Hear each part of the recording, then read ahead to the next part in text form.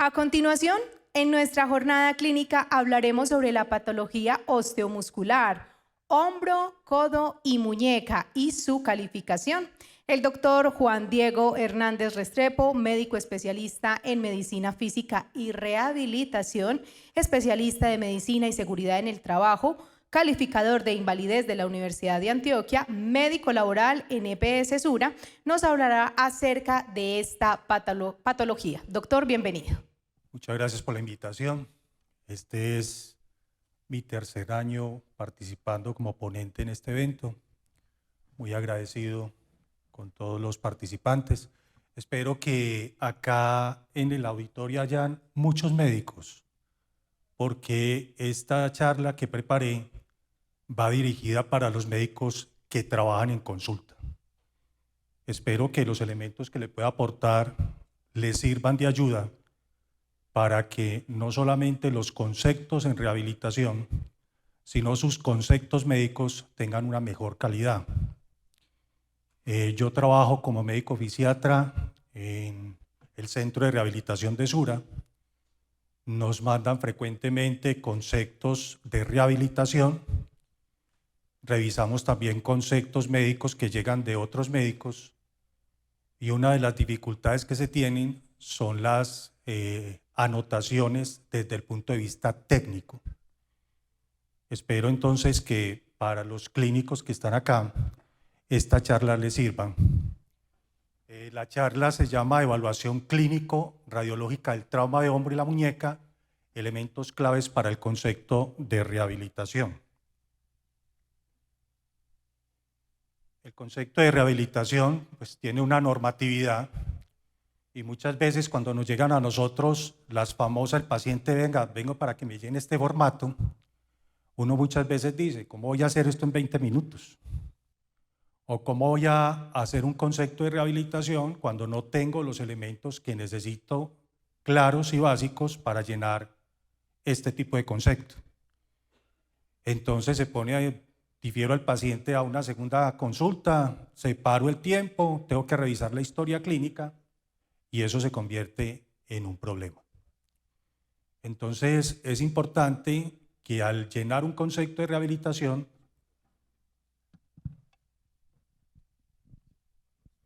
usted tenga el tiempo necesario para poder llenar de forma adecuada ese concepto de rehabilitación. Hay una normatividad vigente, no me voy a quedar mucho tiempo con ese tipo de normatividad. Lo importante es que en el concepto está implícito su nombre y su firma, y que ese concepto tiene connotaciones. Estos son los elementos que trae el famoso formato.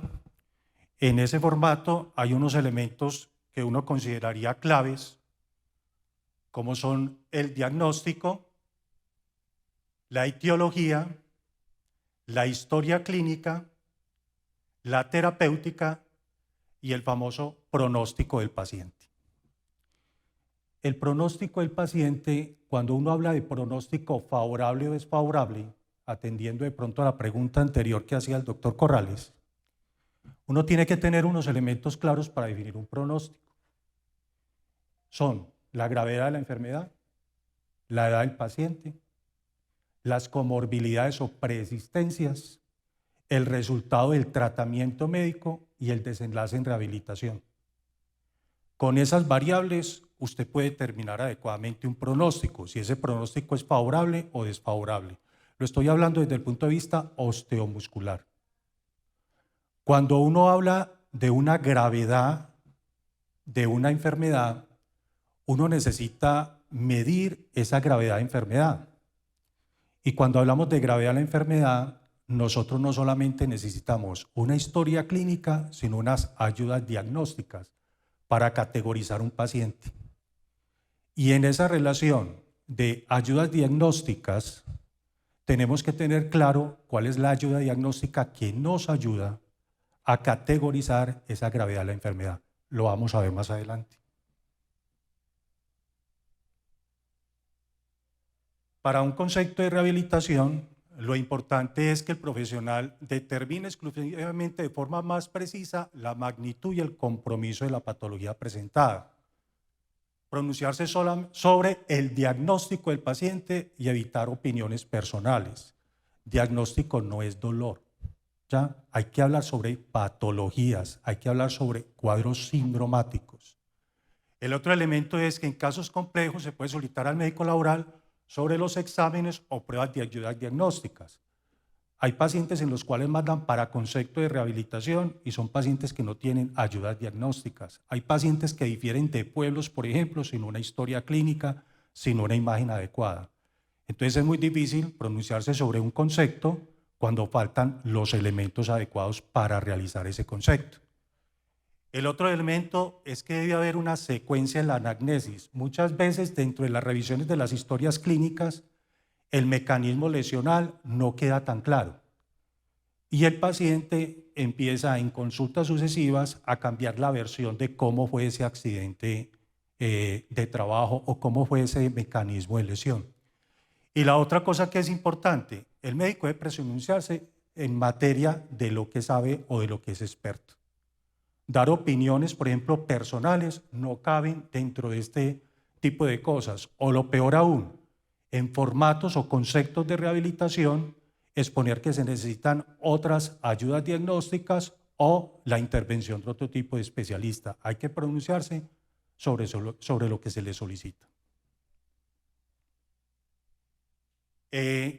Como soy rehabilitador, una de las cosas importantes acá es que cuando hablamos de rehabilitación integral, hablamos de aspectos importantes: calidad de vida, inclusión de la persona, inclusión en un medio sociolaboral y ocupacional a través de procesos terapéuticos, educativos y formativos. Hay procesos de rehabilitación que son exitosos, hay procesos de rehabilitación que no son exitosos. Y eso está sujeto a muchas variables.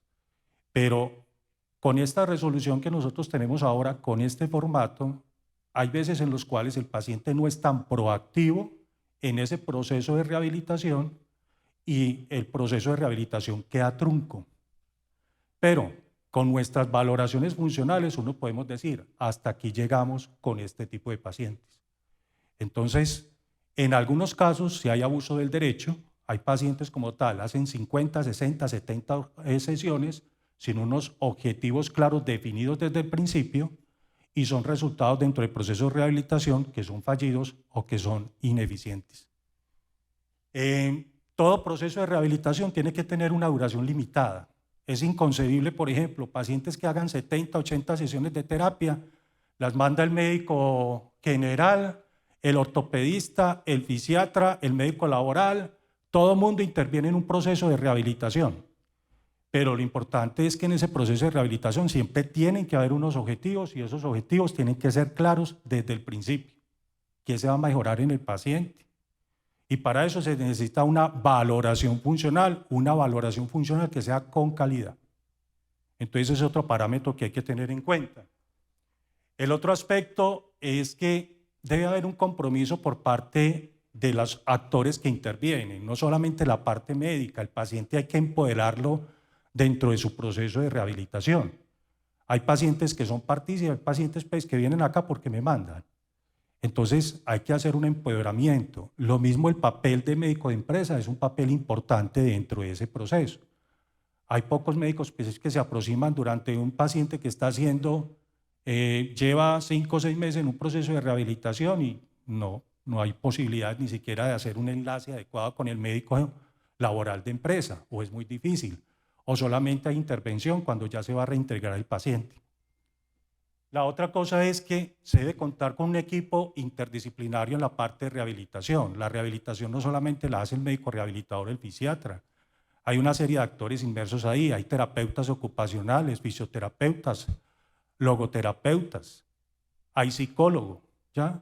Hay médico deportólogo también inmerso en algunos programas. O sea, todo es un equipo con el objetivo de tratar de mejorar esas condiciones. Y la otra cosa es, todo está inmerso en una resolución. Esta resolución, pues, del año pasado tiene una estructura que en algunas partes es cuestionable y en otras partes, pues, tiene unas ventajas que es importante revisión de este documento en un equipo de rehabilitación. Esto son los elementos claves que uno debe tener en un concepto de rehabilitación. El primer punto es el mecanismo de trauma. Ese mecanismo de trauma, como les dije antes, tiene que quedar muy claro dentro de la historia clínica, porque ese mecanismo de trauma nos va a ser importante para uno categorizar la gravedad del evento que se presentó. Y ese mecanismo de trauma le va a indicar a uno si esas fuerzas que actuaron para la presentación de ese evento ya tienen la magnitud considerable para provocar el daño que se presenta en ese paciente. Entonces, el mecanismo de trauma tiene que ser, uno siempre debe estar revisando en las evoluciones que tenga ese paciente si ese mecanismo de trauma está consignado claramente ahí o hay elementos que le faltan a ese tipo de mecanismo. El segundo aspecto es factor de riesgo. O factor de riesgo, el paciente está expuesto a factor de riesgo durante ese evento traumático. ¿Cuál es ese factor de riesgo? ¿Es medible? ¿No es medible? Está consignado dentro de la historia clínica. Preexistencias, súper importantes. Pacientes con contusiones osteomusculares, hay patología de base y el paciente que supuestamente, comillas, no tenía nunca nada, aparece con, dentro de las evaluaciones que se sigan, patología anexa a su patología de base. Eso lo vamos a clarificar más importante. Intervención, súper. Las respuestas terapéuticas, si es una respuesta terapéutica adecuada, hay veces en los cuales uno tiene que llamar a otro tipo de especialista, en este caso clínica del dolor, para un intervencionismo desde el punto de vista analgésico. Los resultados de esas intervenciones desde el punto de vista de rehabilitación también fueron adecuados, no fueron adecuados, fueron fallidas, el paciente mejoró o el paciente no mejoró. El punto de vista de imágenes, para la patología osteomuscular es crítico, hay que saber seleccionar la imagen, qué voy a hacer con la imagen realmente, por qué voy a solicitar la imagen, por qué para mí es importante hacer una resonancia, cómo justifico yo esa imagen, ¿ya? Si tengo una radiografía simple, yo soy amante de la radiografía simple, hombre, ¿qué me puede mostrar la radiografía simple? La radiografía solamente no me va a mostrar la fractura, la radiografía me puede dar indicios de inestabilidad. Entonces es importante jugar con ese tipo de elementos. El proceso de rehabilitación, ¿cómo hizo el proceso de rehabilitación? ¿En qué tiempo el proceso de rehabilitación? ¿Qué resultados tuvo ese proceso de rehabilitación desde el punto de vista funcional? Todos estos elementos, la parte del diagnóstico, la etiología, la parte de rehabilitación integral y el pronóstico. Ya les había dicho unas variables de pronóstico, pero si yo tengo una enfermedad laboral, el pronóstico ahí tengo que tener unos elementos claves. Gravedad de la lesión, ¿ya? La edad y el género, edad y género. La otra cosa es, la parte de persistencias no la puedo dejar. El factor de riesgo, ese factor de riesgo tuvo la magnitud, hay un tiempo de exposición adecuado para que se diera esa enfermedad laboral, ¿ya? Las intervenciones terapéuticas, los desenlaces y la parte de rehabilitación. Con esas variables, uno en una enfermedad laboral puede llegar a ser un pronóstico de ese tipo de lesión, osteomuscular. ¿Ya? No me estoy metiendo con otra cosa más. Esto es el papel, básicamente, del médico fisiatra en los procesos de intervención del daño corporal. Nosotros contribuimos a la rehabilitación funcional, hacemos una valoración funcional, contribuimos a que ese diagnóstico sea más claro. A través de un programa de rehabilitación hacemos prescripciones terapéuticas de ejercicio. Trabajamos con la parte de seguimiento del paciente, emitimos unos conceptos desde el punto de vista de rehabilitación. Hacemos unas recomendaciones para el reintegro, ¿ya? Esas recomendaciones, la mayor parte de las recomendaciones que nosotros hacemos son funcionales, ¿ya? Dentro de esas recomendaciones funcionales hacemos un seguimiento para que posteriormente vengan una serie de procesos, entre ellos procesos de calificación. Eso es a grosso modo. Contribuimos con el pronóstico funcional del paciente dentro de la funcionalidad. Eso es claro.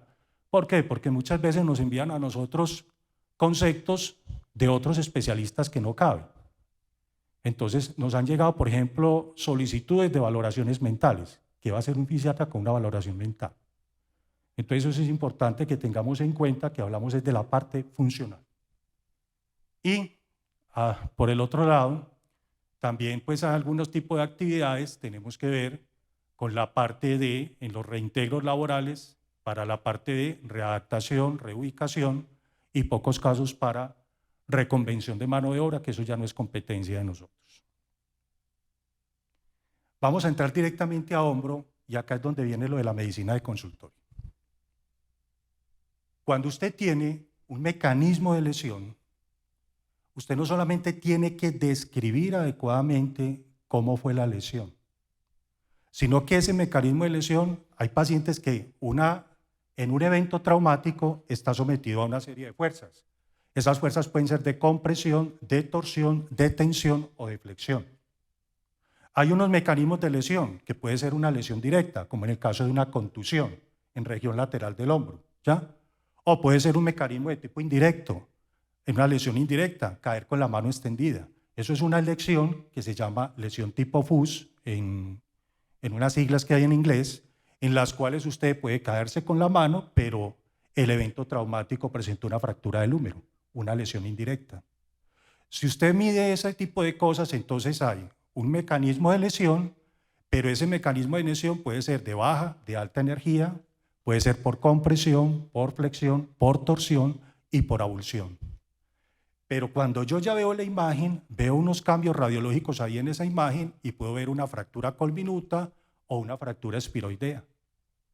La relación entre ese mecanismo y la imagen me va a dar un indicio de la gravedad del evento. Por eso se hablan es de patrones lesionales. ¿Qué es un patrón lesional? Un patrón lesional es las características de la imagen en relación con el mecanismo del trauma. Y eso es un concepto que quiero que les quede claro, que yo puedo tener una lesión, un evento traumático, puedo tener un mecanismo traumático, también tengo una imagen y yo puedo hacer esa asociación para determinar cuán grave fue el evento que presentó.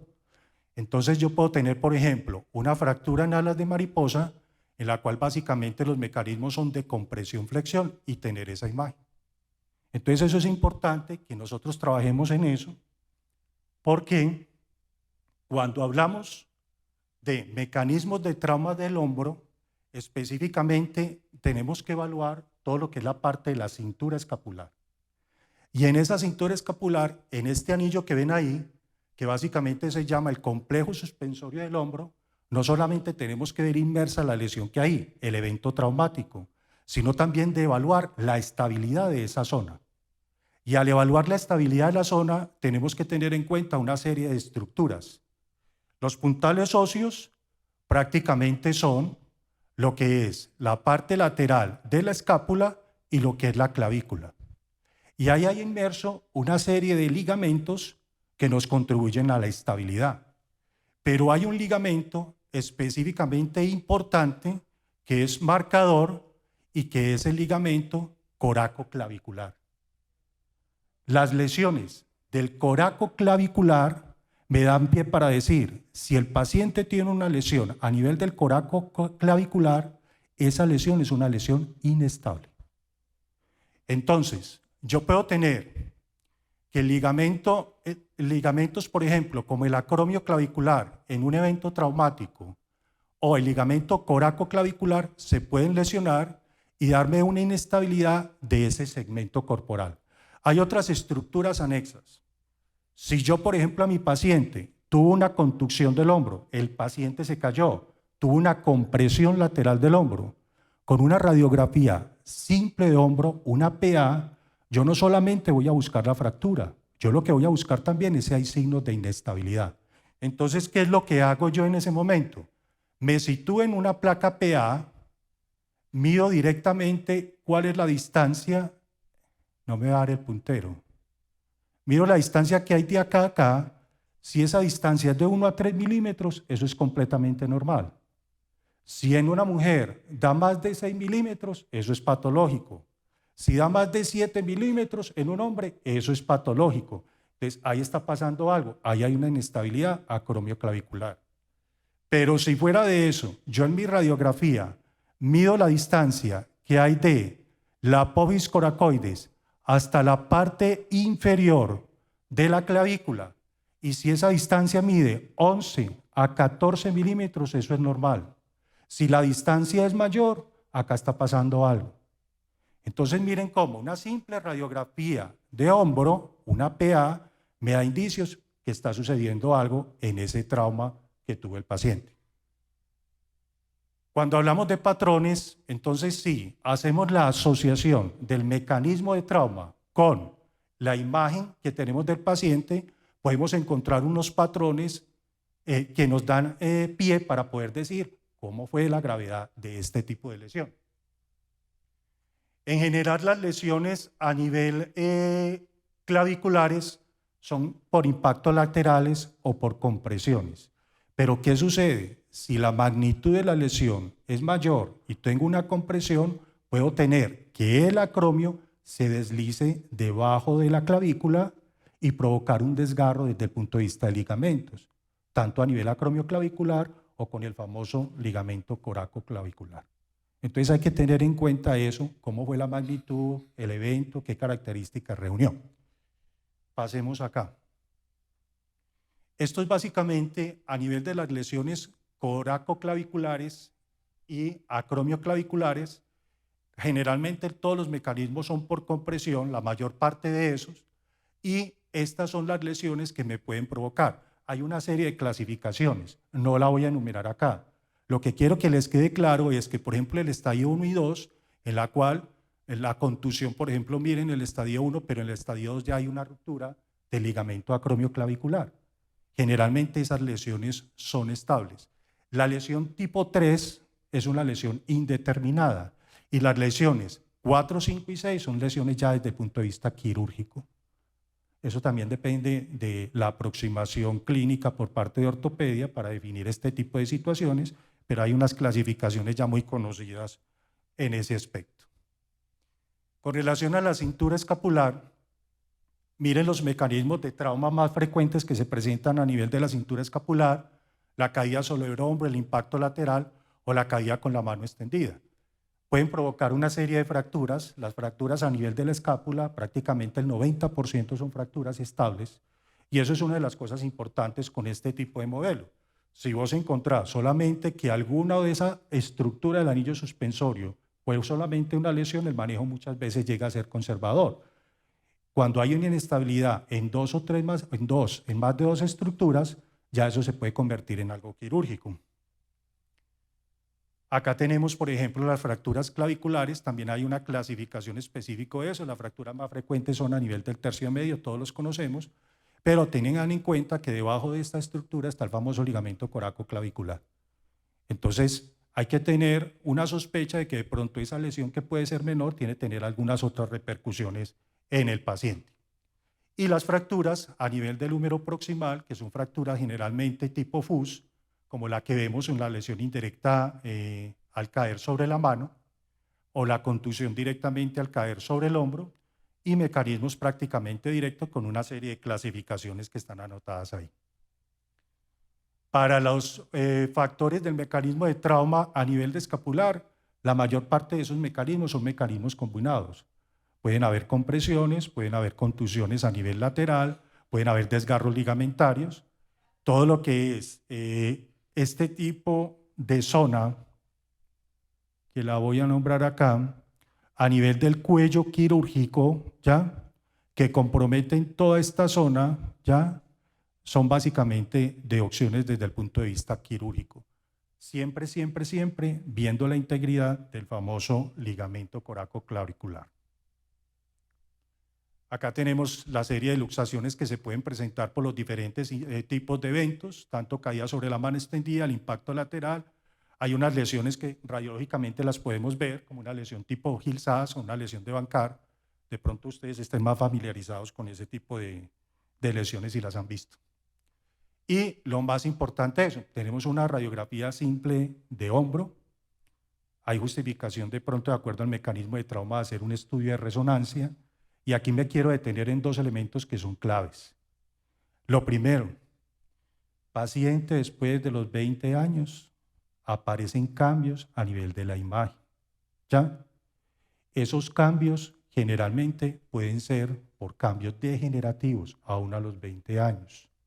Y ustedes tienen que recordar una cosa, hay estructuras tendinosas que son biológicamente enfermas. El tendón del supraespinoso es un tendón biológicamente enfermo. Ese tendón se ha expuesto durante toda la vida de una persona a solicitaciones, compresiones, cizallamientos, malas posturas y toda la cosa. La integridad del tendón vascular no es la mejor. Entonces hay cambios que se suceden en el tiempo. Hay resonancias, por ejemplo, que se toman en pacientes con contusiones a nivel del brazo, salen con tendinosis del supraespinoso, eso se ve todo lo que usted quiera. Y posteriormente, entonces, en ese proceso de evaluación del accidente de trabajo como tal, ese tipo de preexistencias con una contusión, ahí se vuelve el coco para mucha gente. Entonces, hay una serie de eventos y por eso la imagen, ¿qué vamos a ver en la imagen? Vamos a ver el daño estructural por evento agudo, no por preexistencias o por cosas crónicas. Que eso tenga incidencia en el dolor del paciente, en las características del paciente, sí. Pero hay que ser muy objetivos con relación a ese tipo de cosas, porque hay cambios que se pueden dar a nivel de las estructuras miotendinosas y que pueden constituir una preexistencia. Acá quiero mostrarles una cosa. Dentro de las juntas que uno asiste, una de las preguntas que generalmente se presenta ¿es un evento agudo sobre un crónico? Y entonces, si yo tengo las imágenes diagnósticas, ¿cómo puedo saber si el evento como tal es un evento crónico? El paciente estaba deambulando, se cayó, tuvo una contusión, aparece con un dolor, con un síndrome del manguito rotador, el dolor no se le modula, no se le controla, el paciente sigue consultando. Entonces, ¿qué está pasando acá? Tomamos una imagen diagnóstica, hacemos una resonancia y vemos una serie de cambios en esa resonancia. Al ver esos cambios, esto era lo que les estaba diciendo, es que hay hallazgos a nivel de las imágenes en los cuales esos hallazgos pueden constituir una patología previa que tenía el paciente. Pero lo más importante es que, ¿cómo puedo yo discriminar entre un evento traumático agudo y un evento traumático crónico? ¿Cómo puedo yo hacer esa discriminación? Hombre, ya hay escalas y escalas muy viejas y escalas que se utilizan. Entonces, una de ellas es la famosa escala de Gotalier. Si yo tengo un paciente con una resonancia, médico laboral, consultorio, fijémonos en la resonancia del paciente. Ubíquense, señores, en T1, T1, T1.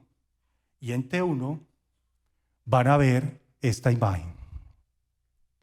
Y esta imagen que tenemos acá en este ejemplo tiene la apófisis coracoides, el acromio.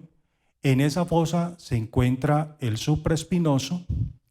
En la parte interna de la coracoides se encuentra el subescapular. Este es el infraespinoso y debajo encontramos el redondo menor, que es el que ven acá. Entonces, con esa estructura, yo lo primero que tengo que determinar es si es una estructura, una imagen, hay grasa. Si yo encuentro, a medida de las secuencias que yo revise, esta, por ejemplo, no tiene tanta degeneración grasa, es un músculo que se ve completamente normal. Acá hay unas estrías grasas, en el otro hay un porcentaje más o menos del 50% de distribución grasa, en el otro hay mayor distribución grasa. ¿Y cómo se ve eso en una imagen? Se ve más blanco donde está el músculo, ¿ya? Y un tipo 4, pues prácticamente no hay músculo, la degeneración grasa. Eso es una escala que se llama la escala de Gotalier, en el cual le da un indicio a uno de que hay una degeneración grasa. Si vos tenés un evento agudo en un paciente y encontrás un Gotalier grado 4, hombre, tenés una patología antigua. Esa patología del manguito rotador como tal es una patología degenerativa. Mira la clasificación que tenemos de Gotalier. Entonces hay eventos, por ejemplo, agudos, ¿ya?, en los cuales el paciente no mejora, pero evidentemente hay una persistencia, y la persistencia es un tumor del manguito rotador con unos cambios por degeneración grasa. Entonces, este tipo de escala le sirve a uno para determinar si hay cambios crónicos en una imagen, y uno de ellos es la degeneración grasa. Y si vos tenés una degeneración grasa y esa degeneración grasa está muy aumentada, vos estás haciendo un programa de rehabilitación, ¿cómo vas a pensar que el programa de rehabilitación vaya a ser efectivo si no hay músculo? Ahí no hay músculo. Entonces son 50 sesiones de terapia con cambios degenerativos, ¿ya? No hay sujeto. ¿Qué se va a trabajar ahí? Entonces mire la trascendencia que tiene esto.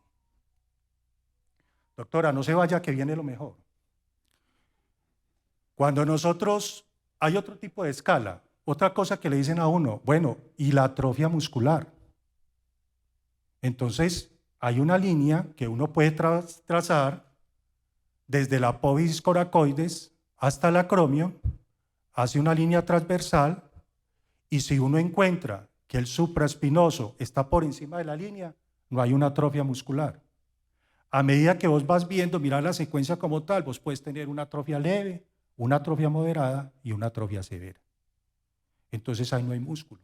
Entonces, cuando yo tengo una resonancia, no solamente voy a ver el daño estructural, sino que voy a ver algunos cambios en esa resonancia que me indiquen si hay degeneración grasa o hay atrofia muscular. Y si hay degeneración grasa y atrofia muscular, hombre, esto no es un evento nuevo.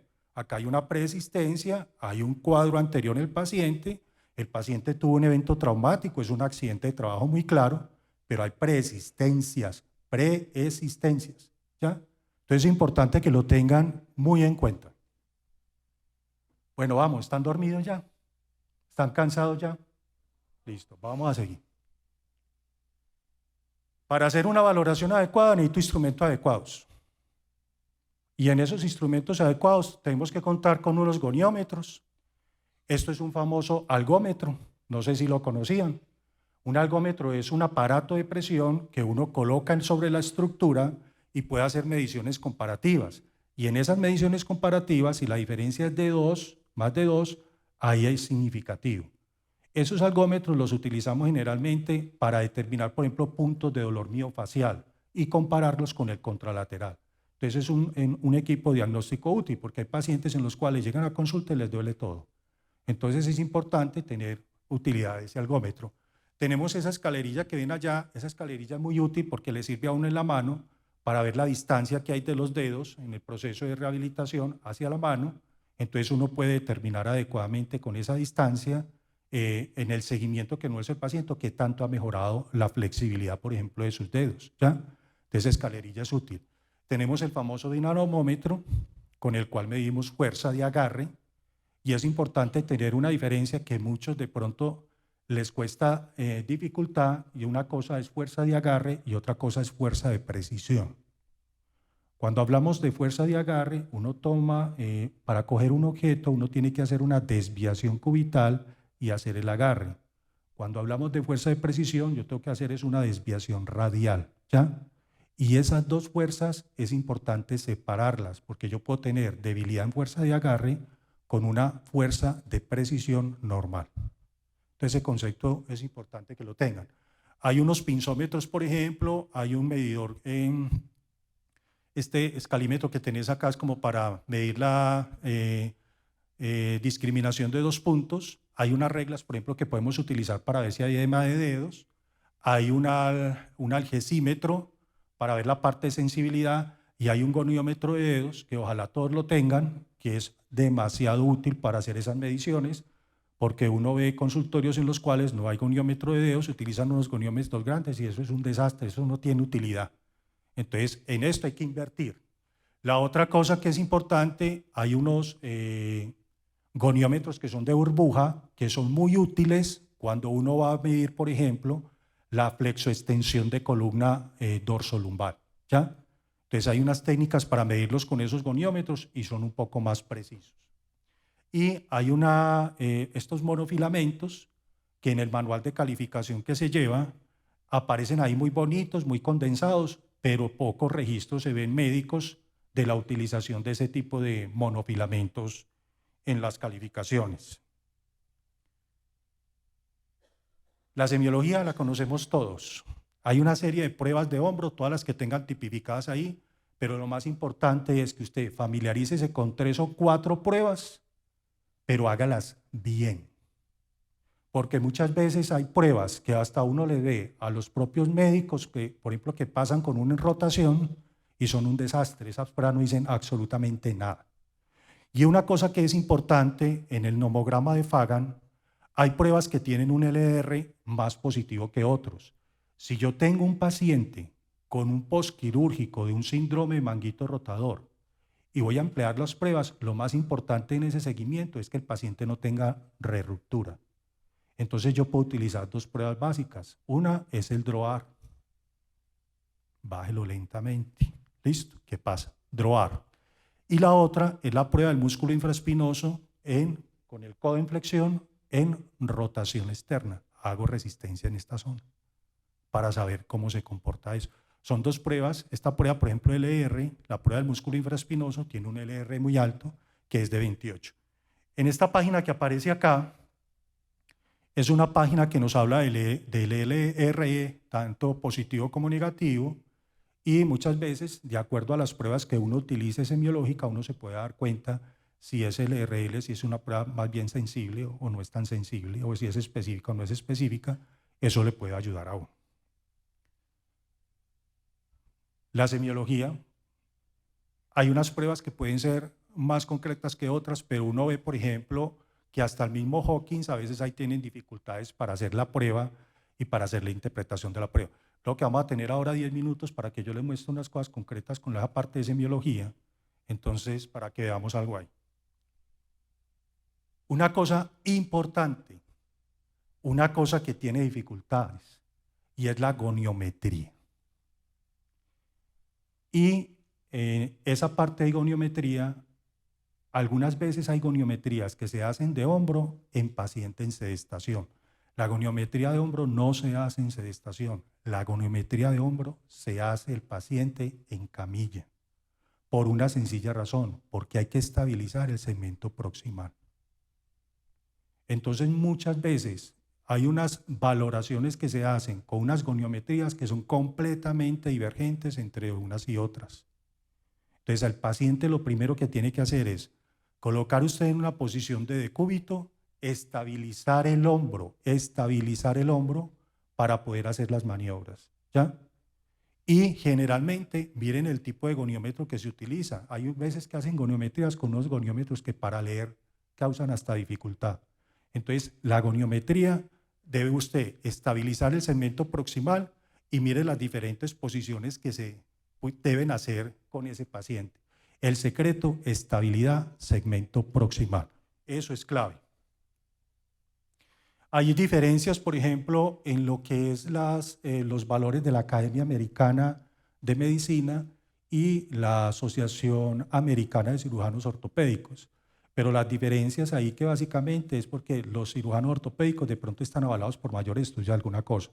En nuestro manual de calificación, básicamente la guía de la AMA, la CERTA versión del 2008, aparecen básicamente esos registros ahí y prácticamente son similares.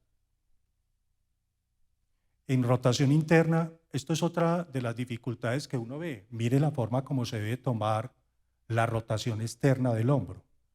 Estas referencias son del libro de Norkin, que es un libro específico de goniometría, en la cual aparecen esas referencias, ¿ya? Entonces mire cómo se debe tomar la rotación externa, mire cómo se debe inmovilizar el segmento proximal del paciente. Algunas veces hay que colocarle una toalla ahí a ese lado para poder estabilizar ese segmento.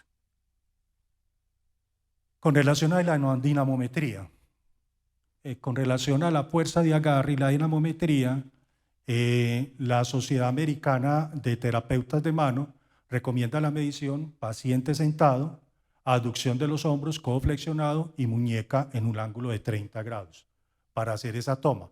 Algunas veces se hacen 3 veces, pero uno ya a la tercera vez el paciente ya está cansado y el resultado no es igual. Todo paciente con patología osteomuscular, y eso lo veo mucho en síndromes de túnel del carpo, esos valores de dinamometría son supremamente bajos. Y hay una cosa que es muy clara, hay pacientes que no hacen actividad voluntaria. Entonces, al medir los valores de fuerza como tal, algunos valores de fuerza no reflejan lo que realmente es. Por eso es importante que usted haga una valoración de fuerza a través de una escala de Daniels complementaria, fuera de hacer estas valoraciones por dinamometría. Listo, vamos bien. La otra cosa que no se les olvida, la parte de reflejos. Muchas veces para sacar un reflejos no hacen una cosa que es importante. Si al paciente no le sale un reflejome, haga una medida de sustitución. Y esto es muy sencillo. Usted le dice al paciente, apriete, desapriete, apriete, desapriete, y va tomando el reflejo en la extremidad contralateral. El paciente se sitúa ahí, se relaja más fácilmente y usted puede sacar el reflejo. ¿Ya? Así de sencillo. La parte de valoración sensorial, la parte de fuerza y los segmentos. Este librito se lo recomiendo mucho, Hoppenfield. Es un libro muy antiguo, muy viejo y toda la cosa. Hay versiones cada vez más nuevas y hacen una relación desde el punto de vista neurológico. Es un libro para neuroortopedia y es un libro muy básico que tiene elementos claves de valoraciones por segmentos y es un libro con unas ilustraciones muy bonitas. La prueba de monofilamentos, en el manual está. Y en el manual está cotejado. Miren ese tipo de monofilamentos que hay y cómo pueden encasillar uno, porque muchas veces la parte sensorial es una parte que queda mal evaluada. Y al quedar mal evaluada, usted puede hacer la parte rosa al paciente, el paciente siente, no siente y hasta ahí llegamos. ¿Ya? Pero hay sensibilidad vibratoria, hay grafestesia, hay discriminación de 2 puntos.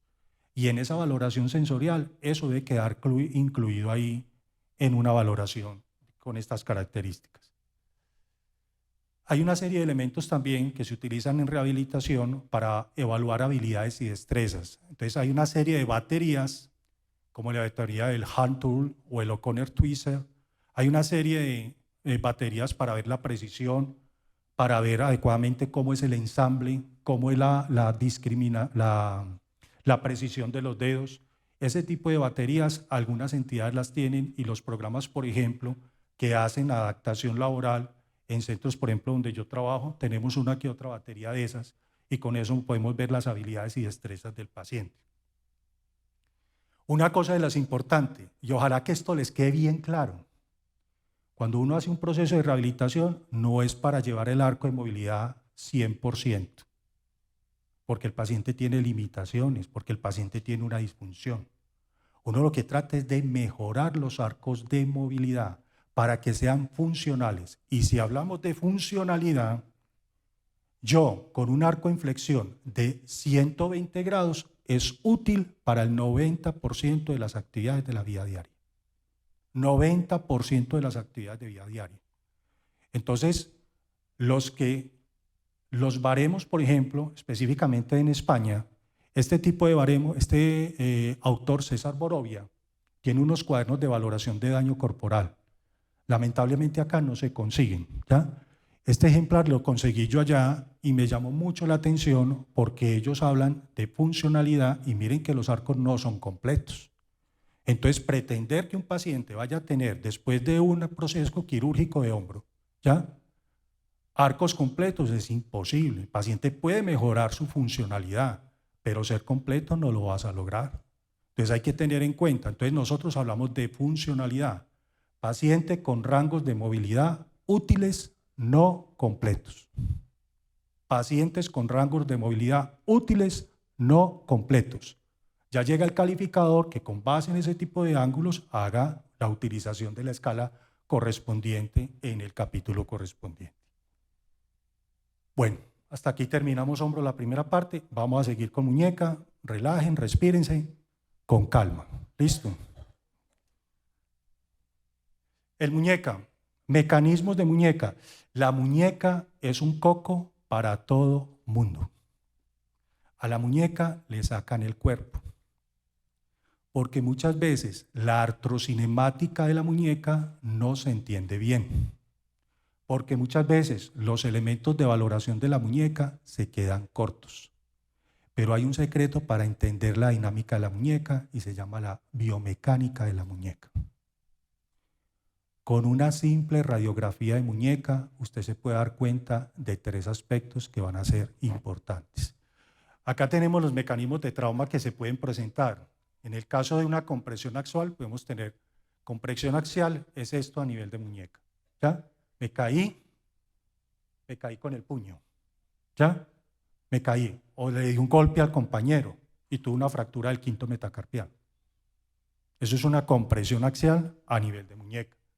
Hay lesiones por cizallamiento, por abulsión y el mecanismo famoso, que básicamente es el 80% de los mecanismos, es una caída con la mano extendida, lo que se llama tipo FUS, ¿ya?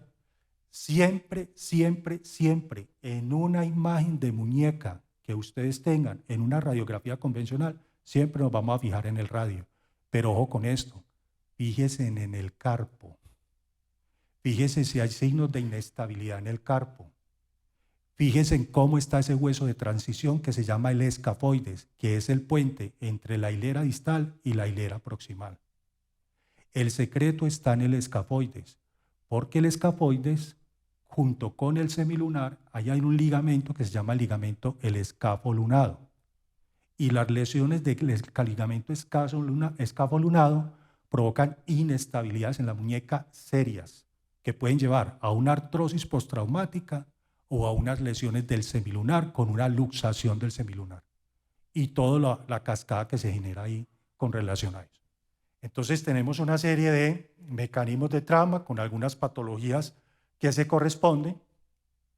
Acá lo que quería mostrarles es esto en esta imagen a nivel del escafoides, es que es el tubérculo que constituye el polo distal, la cintura donde ocurren la mayor cantidad de las fracturas y el segundo lugar donde ocurren las fracturas es a nivel del polo proximal. A nivel del radio, el escafoide se habitúa en una fosita. Esa fosita es una fosita triangular, ¿ya? Triangular. Y el semilunar tiene un cuerno anterior, un cuerno posterior, y a nivel del radio se ubica en una fosita más cuadrangular. Pero lo importante de estas dos estructuras es que a través del ligamento escafolunado ocurre una serie de juego biomecánico que es importante que se evalúe. Esta es la orientación generalmente. Tenemos una placa lateral. Miren la distribución. Estas líneas que aparecen ahí son unas bisectrices que se toman a nivel del escafoides y a nivel del semilunar. Ese ángulo siempre debe estar entre 60 y 90 grados. En una imagen de una placa lateral que ustedes busquen ese ángulo que tal que se corresponda. Y tenemos unas características ya en el estudio de imagen. Miren, por ejemplo, el escafoides que es lado allá, ven el tubérculo a nivel, ese tubérculo que ven ahí es el tubérculo distal. Miren el escafoides, miren la relación con el semilunar y van a ver otra estructura ahí que es el cuerno posterior del semilunar. Es importante tener en cuenta esas referencias. Es importante tener esas referencias. Se me perdió el...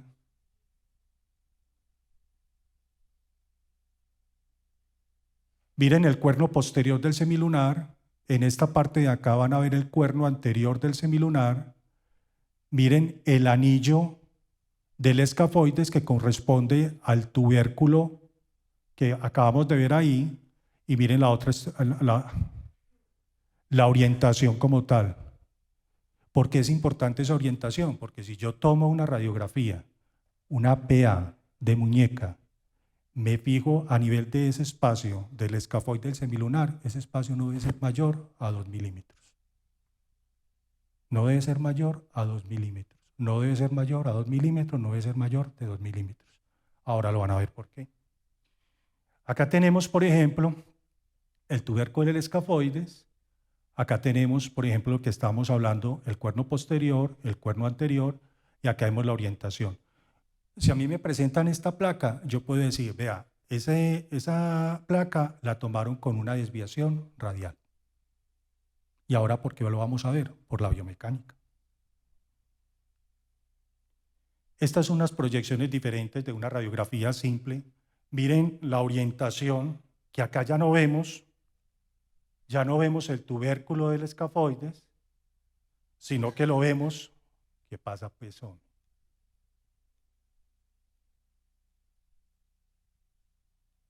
Se me perdió la...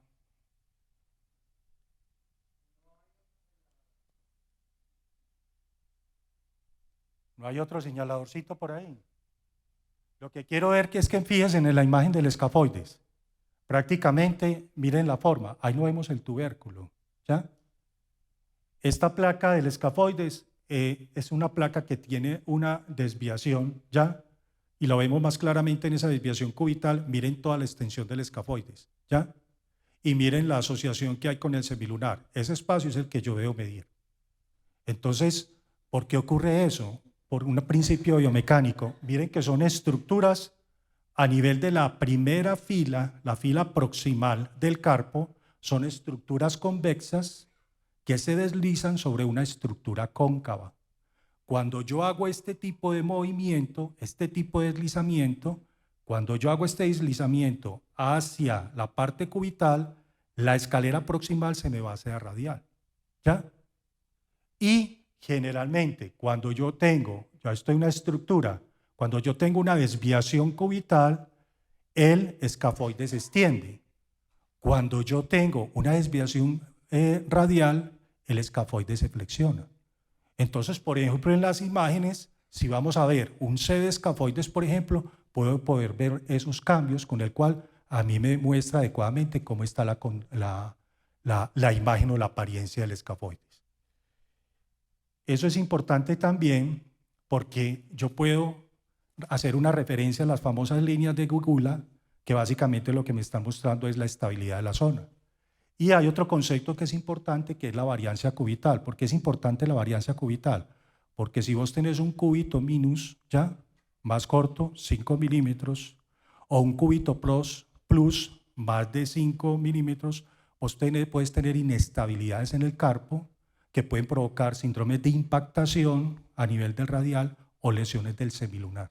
Entonces miren cómo una simple placa de rayos X me puede dar indicios para poder determinar, ve, acá puede haber alguna inestabilidad, justifico un examen, un poco ya sea una resonancia o un TA para tratar de determinar qué es lo que está pasando ahí.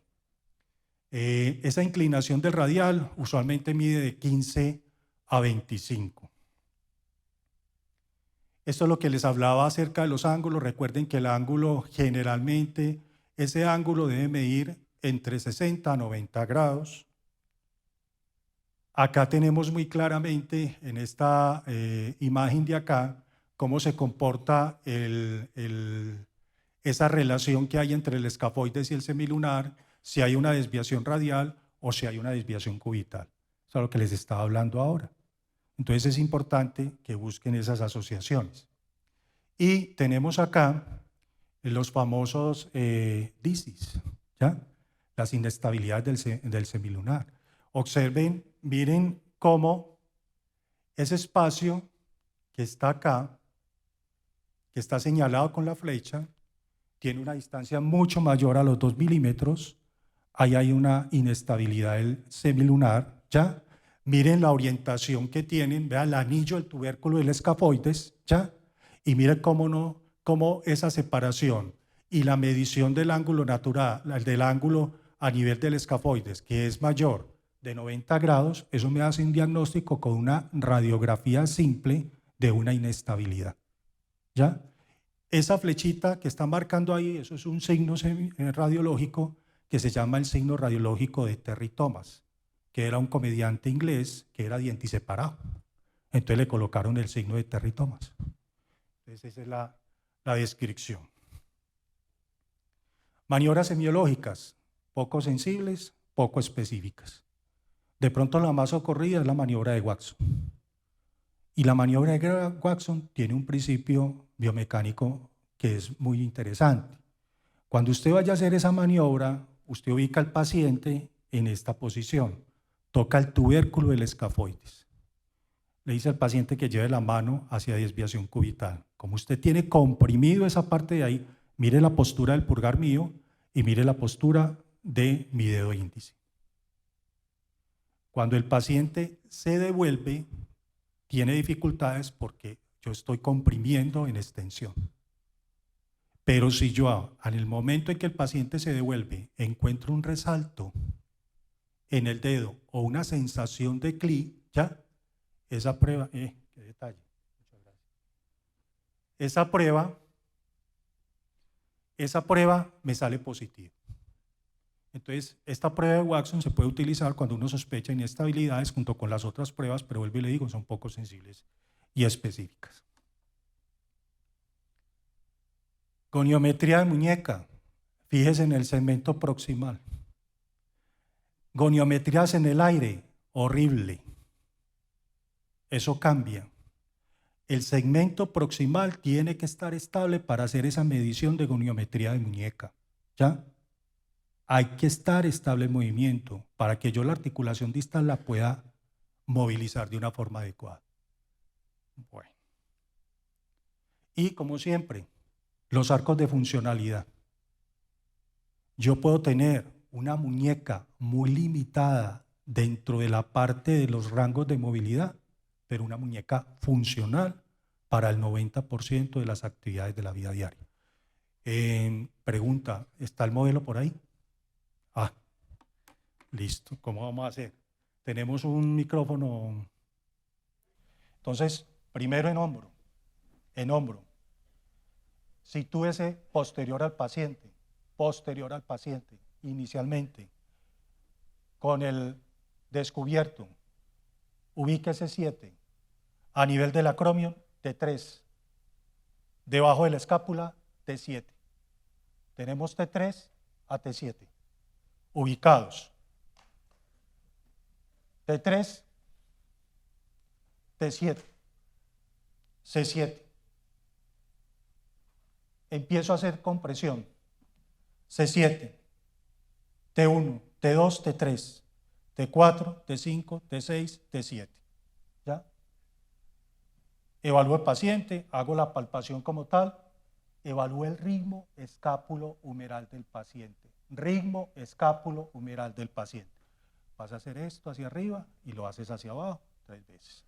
Otra vez, súbelos y bájalos. ¿Qué estoy evaluando ahí? Estoy evaluando el movimiento de la escápula. Si la escápula está salida en la parte de arriba, una disquinesia escapular tipo 1. Si es en la parte media, tipo 2. Y si se sale todo prominente, una disquinesia escapular tipo 3. ¿Qué me indica eso? Un ritmo escapulohumeral alterado, ¿ya? Y un desequilibrio muscular. ¿Y eso en qué redunda? Que el arco de movilidad en el plano escapular puede estar alterado o la flexión puede estar alterado. El paciente no es capaz de subir de ahí. Entonces, en la parte posterior es importante evaluar eso. En la parte lateral del paciente, evaluamos el trofismo. Si la cabeza está adelantada, ¿ya? Y hay una anteversión del hombro, eso también puede influir para que el arco no llegue a ser completo. Entonces es importante evaluar, porque puede haber un síndrome que nosotros llamamos en fisiatría el síndrome del cruzado anterior, adelantamiento cefálico y anteversión del hombro. Entonces es importante evaluar eso. Cuando yo ya tengo el paciente en esta parte, en la parte anterior, evalúo la posición de los hombros, la simetría del cuello y empiezo a hacer la valoración desde el punto de vista funcional. Activo y pasivo, lo voy a hacer pasivo. Ubico, para que no me haga sustituciones, elevo el brazo. Flexión anterior. Abducción, siempre en el plano escapular, nunca esto. Horrible. ¿Por qué? Porque la glenoides tiene una ligera, ¿ya?, desviación hacia anterior, plano escapular. Entonces, si vos estás midiendo la abducción en este lado, estás perdido, siempre en el plano escapular. Rotación externa, rotación interna. ¿Ya? Empiezo con las pruebas semiológicas, hago la valoración funcional, hago pruebas semiológicas. Cantes, Jove, plano escapular, ¿ya? Le digo al paciente, hágame un movimiento resistido, no se deje bajar, no se deje bajar. Jove, Hawkins, acá, puede empezar desde acá con un Hawkins y lo clásico acá. Miren la postura del brazo, más sencillo. Hawkins. O'Brien.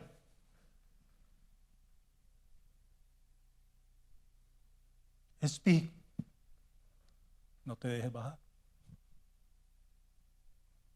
Si quiere le hace yerga, son las 3 o 4 pruebitas que usted conozca y listo.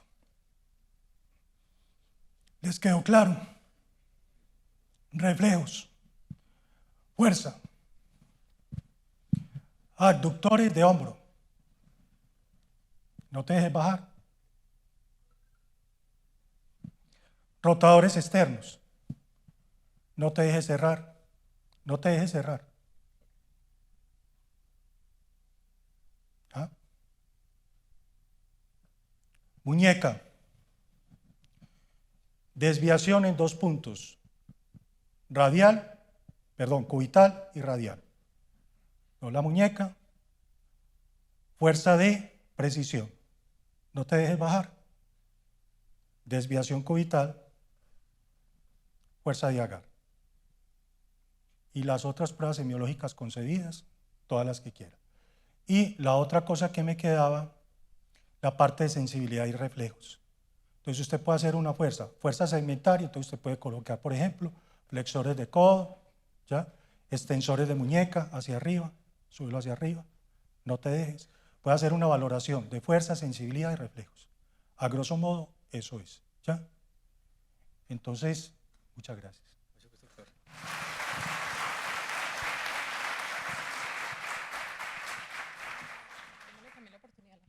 Bueno, aprovechar entonces este pequeño ya espacio que nos queda por si alguien tiene alguna duda para resolverla y aprovechar la presencia del doctor aquí esta mañana. Por temas de tiempo, solamente vamos a resolver 2 preguntas. Doctor, qué gusto de verlo, felicitaciones. Muchas gracias.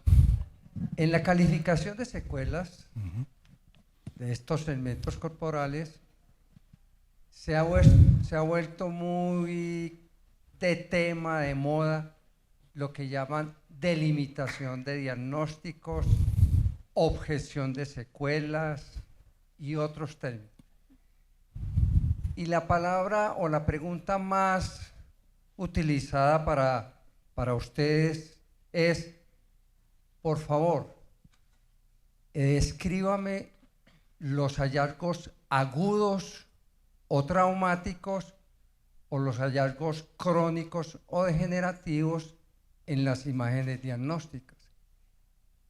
Eso se puede hacer en una imagen tomada cuánto tiempo después máximo del evento, y si para ustedes conlleva mucho compromiso o dificultad.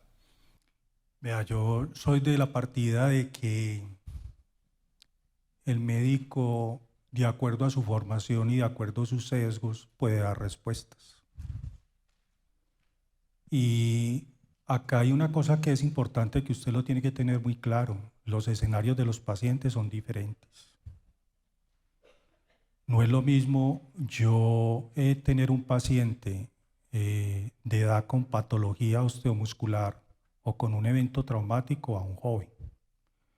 En un joven es más fácil uno poder determinar si el evento agudo no está inmerso en una patología o un evento crónico. En un viejo es más difícil. Con relación a las imágenes, le voy a contar un caso particular en concreto. En estos días llegó un paciente con unas fracturas a nivel de tibia y de calcáneo. El paciente lleva 2 años en una silla de ruedas. Hace 5 meses empezó a quejarse de una disfunción urinaria y fecal. El paciente empezó a consultar, llegó hasta la calificación, fue calificado con el 20.4% y el paciente seguía quejándose por problemas de orina y vejiga. En el registro inicial de la atención apareció que el paciente tuvo una contusión lumbar. Revisadas las imágenes, que nunca vimos, apareció con un TA normal. El paciente llegó a mi consulta, hice la valoración, no había atrofia muscular, reflejos normales, no había alteración sensorial. ¿Justifica o no justifica una imagen en su momento? Sí. Le mandé una simple radiografía de columna lumbar. ¿Por qué? Porque si vos tenés una fractura de calcáneo, tenés que pensar en L1. Salió normal. El paciente siguió consultando por problemas de disfunción urinaria y problemas rectales. Siguiente consulta de seguimiento fisiatría, tacto rectal, normal. Siguió consultando más exámenes, urodinamia normal. Al final, la ARL está tan comprometida que le hizo una resonancia de columna, completamente normal.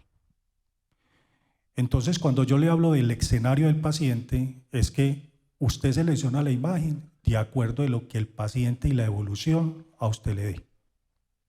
En el caso específico de las electromiografías que uno hace, si usted va a calificar un paciente con una lesión de nervio periférico, una neuropatía focal o una polineuropatía, si usted tiene una electromiografía más de 6 meses, esa electromiografía no le sirve. O sea que hay exámenes que sí se justifican para usted hacer un proceso de calificación. Y una de ellas es, si usted tiene una electromiografía ya muy antigua, hágale una electromiografía nueva. Si el paciente le sigue consultando a usted por una neuropatía focal, postquirúrgica y toda la cosa, el paciente tiene síntomas, le duele hasta el pelo y toda la cosa, ayúdese a una herramienta diagnóstica, pídale una ecografía. Entonces, uno juega en el seguimiento del paciente de acuerdo al escenario, pero que se justifiquen imágenes, muchas veces sí se justifican imágenes. Si yo como médico interconsultor, que usted como médico laboral, me manda a mí para un concepto, si yo tengo los elementos, entre más elementos tenga, puede dar un concepto con una calidad técnica mucho mejor. ¿Algo más? ¿Alguien más? Espero que eso haya respondido su pregunta, porque lo hice pues desde mi visión, ¿ya? Y recuerde pues que no soy radiólogo, soy fisiatra. Bueno, me llamó mucho la atención acerca de los hallazgos en los pacientes jóvenes a nivel de hombro en los estudios de imágenes. Yo pienso que la mayoría de las empresas tienen, y obviamente, independientemente de la actividad económica de la empresa, tenemos riesgo sobre todo de miembros superiores. En ese orden de ideas, y si bien la conferencia estuvo enfocada a los eventos agudos tipo accidente de trabajo y cómo diferenciar si son crónicos, en el tema de la calificación de origen para enfermedad laboral, ¿cuál sería mi defensa? O sea, si tendría entonces que hacerle radiografías de ingreso a todas las personas que yo pienso para poder defenderme, que no fue de origen laboral, sino que tenía preexistencia cuando ingresó a la empresa de ese hallazgo. Y obviamente también tendríamos que tener en cuenta la calidad de la lectura de la imagen, que muchas veces reportan normales, porque pues obviamente sabemos que por el volumen de personas a veces se vuelve un copy-paste. Y Doc, y aprovechando es también que los médicos laborales o médicos de empresa tenemos esas dificultades con los pacientes que tienen antecedentes traumáticos de hombro, de columna, etcétera, y las famosas recomendaciones laborales o restricciones, que uno dice, bueno, ¿esto se las mantengo por toda la vida o qué? Aunque esté físicamente o funcionalmente bien, el hecho de tener el antecedente de haberse operado es el miedo, y a veces yo creo que eso perpetúa que los médicos laborales, incluso de las EPS, de las ARLs y de las empresas, nunca ese paciente como que se cierra. Y hablábamos de que las rehabilitaciones tienen un inicio y un fin. Entonces el médico laboral a veces tenemos esa dificultad. Muchas gracias. Mire, hay una cosa, si usted tiene una empresa, yo fui médico laboral de una empresa de cerámica muchos años. Y en esa empresa el factor de riesgo era abducción del hombro, rotación externa en esmalte. Había mucha patología de manguito rotador. Algunos de ellos llegaron a rupturas. Posteriormente de todo el procedimiento de rehabilitación y de ortopedia, pacientes quirúrgicos llegaban. Lo primero que uno en ese tipo de pacientes es dónde lo voy a reubicar y bajo qué característica lo voy a reubicar. Y esa reubicación es profesional o es definitiva. Muchos pacientes no daban la talla para los procesos en los cuales se les enviaba. Y hay una serie de variables, inclusive hasta la parte económica ahí, porque los pasaba uno para otra sección y económicamente disminuían su ingreso. Yo creo que cuando usted tiene un paciente, y eso como médico laboral de empresa aprendí una cosa muy clara, uno tiene que hablar de polivalencia. Porque si yo meto a un paciente 10 o 15 años en una actividad de factor de riesgo, ese paciente va a tener problemas. Entonces, como médico laboral de empresa, yo tengo que pensar en rotación de tareas para todos los funcionarios que trabajen. Nadie se puede quedar en un mismo espacio. La otra cosa que de pronto a mí me ayudó en su tiempo fueron los espacios de recuperación. El paciente que ingresa posterior a una cirugía de hombro, no solamente lo roto de tareas, sino le doy espacio de recuperación. Cada 90 minutos el paciente debe descansar 5 o 10 minutos. Eso es un elemento clave que hay que tener en cuenta ahí. Si usted cambia el gesto laboral en un paciente con un trauma de hombro, el gesto laboral le cambia y hay menos lesión asociada a ese paciente. El paciente se le va a quejar menos de dolor. Y lo otro que es importante, las reubicaciones son provisionales. Paciente en el cual usted tenga crónico con patología de hombro, no solamente le consulta a usted como médico laboral, sino que le consulta al fisiatra, le consulta al ortopedista y eso es un círculo vicioso. Acá muchas veces hay que tomar decisiones administrativas con esos casos. Y una decisión administrativa impone muchas cosas, hasta la misma idoneidad del propio médico laboral. Entonces, ¿a usted para qué lo tengo acá con este problemita que tenemos? Así es. Entonces, en este tipo de patología crónica, uno tiene que buscar alternativas. Y si yo soy médico de empresa, estoy en la empresa, veo las características de mis espacios de trabajo, siempre alentar al paciente a que vuelva a su puesto, ¿ya? Y siempre inculcarle al paciente que esto es provisional, ¿ya? Porque muchos pacientes se quedan en puestos para los cuales ni tienen la calificación, ni tienen el desempeño y no son productivos y se convierten en un problema. Eso es lo que uno ve bajo la experiencia que tiene uno. Si usted tiene un factor de riesgo, en este caso el ejemplo que yo le coloqué del esmaltador, ¿ya? Con una patología de hombro, ese paciente hay que sacarlo de ahí. Ese paciente hay que buscar alternativas de manejo ahí. Unas horas que puesta en el puesto, lo rotamos para otro sitio. O sea, un plan de rotación y polivalencia es el secreto para ese tipo de pacientes. Si usted tiene un factor de riesgo y usted va a contratar a un paciente para el desempeño, por ejemplo, del esmaltado, ese paciente debe tener unos mínimos. ¿Y cuáles son los mínimos como tal? Mínimo, porque eso es otra cosa que ve. Yo encontré esmaltadores con una contextura física no adecuada para un desempeño de cargo de fuerza. Entonces yo no puedo contratar a un muchacho recién salido de bachiller para una actividad de cotero. Entonces eso también impone los criterios de selección. Y si en esos criterios de selección yo veo que el paciente tiene méritos, por ejemplo, ese paciente no me funciona bien, el paciente necesita una imagen, justifíquela. Entonces, de acuerdo a la necesidad del paciente, uno tiene que ser proactivo con ese tipo de cosas, porque los pacientes le convierten a uno en un problema, qué pena decirlo así, en algunas empresas por el tipo de patología que tienen y la patología que arrastran. Y no solamente eso, la disfunción laboral y la parte psicosocioemocional. Un paciente posoperatorio de hombro llega muy aporreado a un reintegro laboral, ¿ya? Entonces, por eso es importante hacer en ese enlace de reincorporación laboral la capacidad que tenga el paciente de poder uno sobrellevar ese tipo de situación y hacer una cosa que es importante, acompañamiento para el reintegro.